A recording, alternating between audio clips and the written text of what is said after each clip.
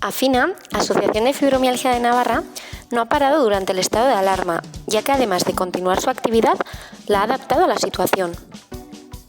Durante el confinamiento, el proyecto Cesta Saludable ha cogido fuerza y ha sido una herramienta muy valiosa para poder seguir atendiendo al colectivo y a todas las personas con discapacidad que así lo han requerido. Además, se ha ampliado la oferta de reparto, ya que se ha pasado de un día a 2, y también la oferta de productos, ya que se ha incorporado la carne. Afina también ha ampliado las alianzas, ya que se ha trabajado con Ecoalde y Geltoki.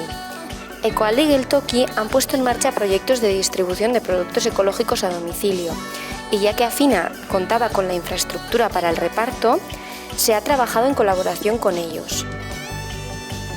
Para realizar todo este trabajo, Afina ha adaptado su oficina móvil, la Fibromóvil. Se han colocado unas estanterías, un arcón. En total, durante el estado de alarma, Afina ha repartido más de 200 cestas y ha recorrido más de 1000 kilómetros. Las semanas han sido intensas. Los martes, Afina realizaba reparto de Afina y de Geltoki. Los miércoles, de Ecoalde. Los jueves, de Geltoki. Y los viernes, de Afina. Todo esto ha sido gracias a las personas que habéis apostado por consumir productos ecológicos de nuestra comunidad.